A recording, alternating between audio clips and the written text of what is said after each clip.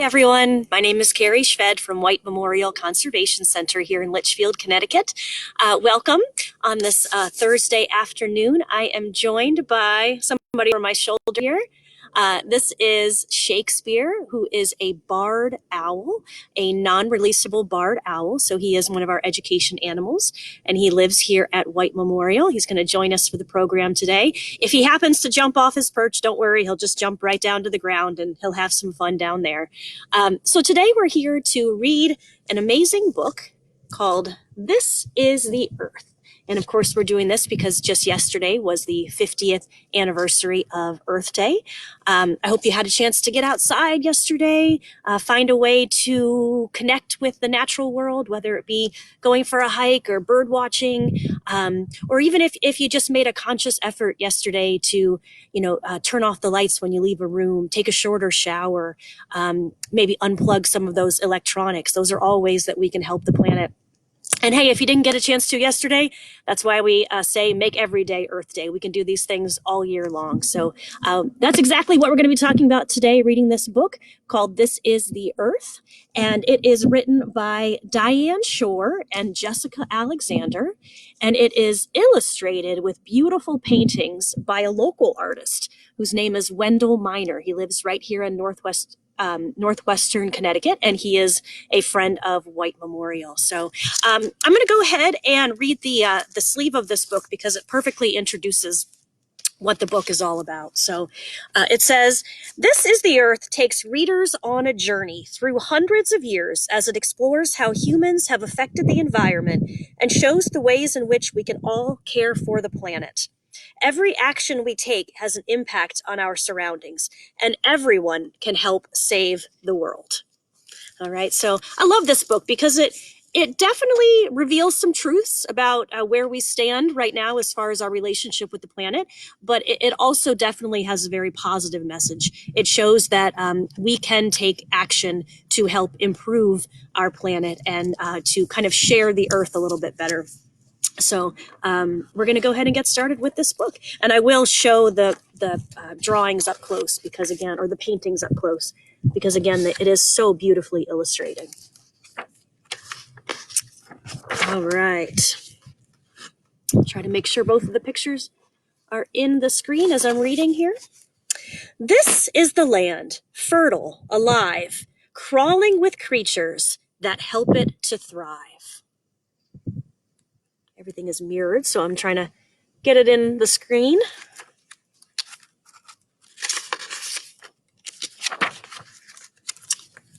Okay. "This is the river, flowing and free, streaming with fish as it swells to the sea."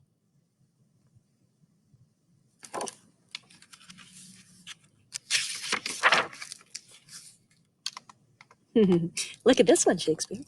"This is the sky, endless and blue, speckled with birds as they soar into view." Got one owl species up there, the barn owl, not to be confused with the barred owl right behind me.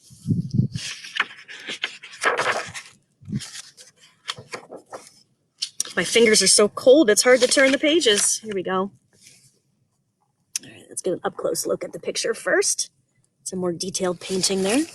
"This is the earth, washed by the rain, that fills up the creek and spills over the plain, and nurtures the soil planted with seed so people can harvest the food that they need, and build houses from stones and from trees cut by hand in the towering forests that shelter the land, that protects and preserves those who tend it with care, as together we live on this earth that we share."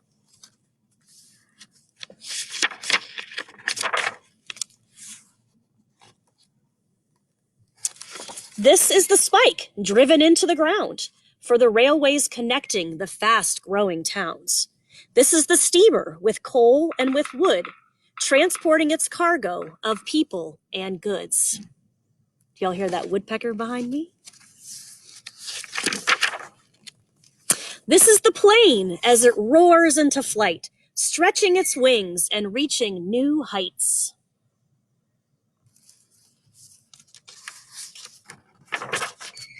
Oh, we've got a blue jay joining the chorus back there. This is the earth, where new buildings rise into towers of steel overshadowing skies, as workers pour roadways of concrete and tar, so commuters can travel by bus and by car to the cities for jobs that will pay a fair wage in this fast-moving, busy industrial age. When we build, we expand, we invent, and we dare, and we change how we live on this earth that we share.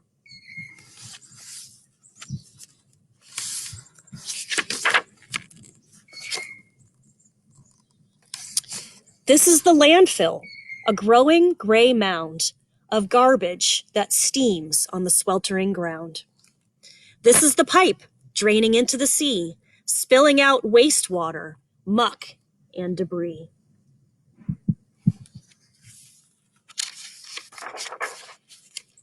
This is the smoke, billowing black, spewing from chimneys and factory stacks.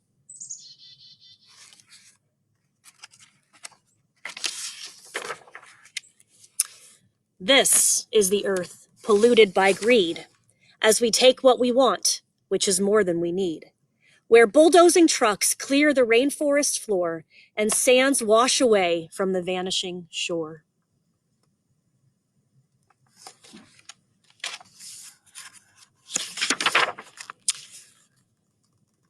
Where huge Arctic glaciers melt into the sea, and fumes and exhaust choke the air that we breathe, endangering nature, creating despair, we forget how to live on this earth that we share.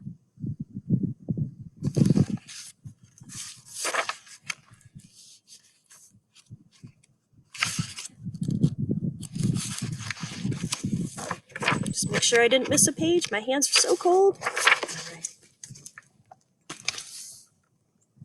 But these are the bins where the bottles and cans and the papers await for the recycling vans.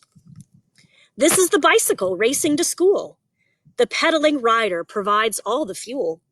This is the faucet where every drop counts, releasing the water in careful amounts.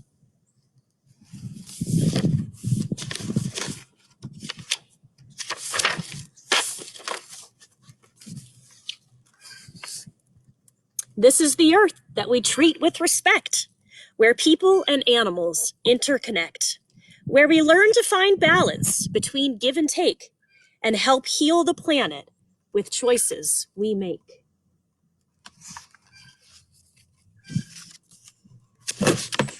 And there he goes. Like walking or biking, not taking the car, or sharing a ride if the journey is far. Using less water to get ourselves clean, planting trees in the city to help it grow green, bringing reusable bags to the store, and flipping the switch when we head out the door. Sounds easy enough.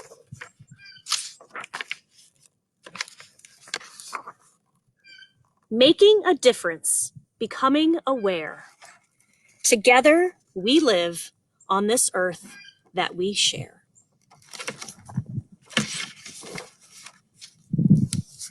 The end.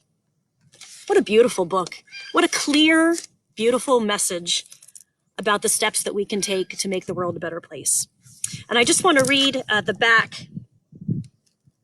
There's one place in the back here where Wendell Miner makes a note, and I think it's a pretty profound statement. A note from the illustrator. When Apollo 8 astronaut Bill Anders took a historic photo of the Earth rising over the moon's horizon on Christmas Eve, 1968, it was the first time we were able to see how fragile our home planet really is. A tiny, bright blue and white marble floating in the blackness of never-ending space. As Bill Anders said, we came all this way to explore the moon, and the most important thing we discovered was the Earth. Bill Anders' photo contributed to an awareness of what was a growing concern about the well-being of our planet. April 22nd, 1970 was the first celebration of Earth Day and the birth of the environmental movement that we know today. There are little things we can all do every day to help conserve energy, food, and water, to live a greener life that will give us a brighter future on the only home that we have, planet Earth. This is the Earth. This is it. This is all we got. We better take care of it, right?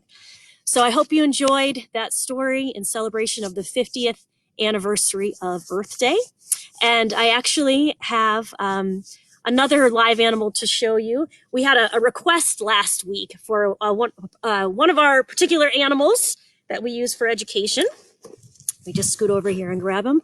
Anthony, I don't know if you're here today or not.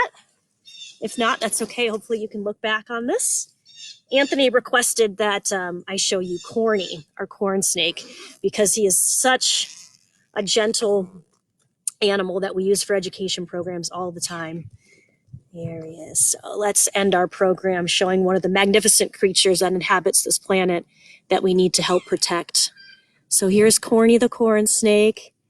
Beautiful snake. There he is. Yeah, show your smiling face. That's right. When he's sticking out his tongue, he's picking up the smells. And being outside, I'm sure he's getting lots of smells. He's not so much hearing the birds. They don't have any external ears, so they mostly just hear vibrations when they're on the ground.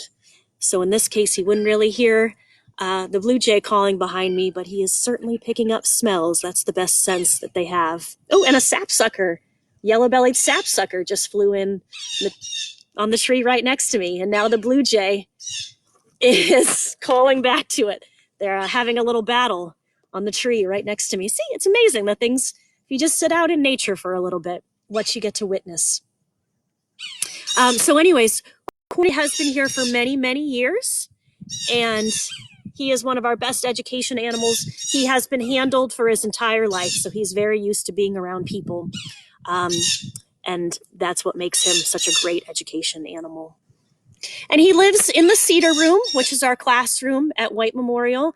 And soon enough, I promise, we will be open again when everything is safe and we can be as healthy as we can be before we open. And come on back. And when you do get to come back, you'll get to see him in person. But in the meantime, even though the museum is closed and the classroom is closed, the property is open, and except the boardwalk trail. You're more than welcome to walk around the property. Just please make sure you maintain your social distance. Let's all get better together. Okay. All right. Anyone have any questions? Let me see if I can just quickly go through. No, we just have some great comments. Hi, Caitlin. Hi, Zoe. Hi, Josh. Hi, Phoebe. Oh, hi, Milos. That's my cat.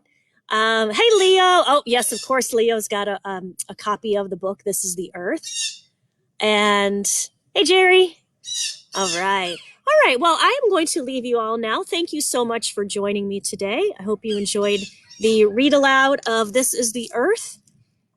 We have several books illustrated by Wendell Miner available in our museum gift shop. And again, as soon as we open, come on in and pick up one of these books, beautifully illustrated and also beautifully written. I have to give credit to the authors too. What an amazing message that they have here. So thank you all so much. Hope you had a wonderful Earth Day yesterday and enjoy the rest of the week. Get out there and enjoy nature. Take care, everyone.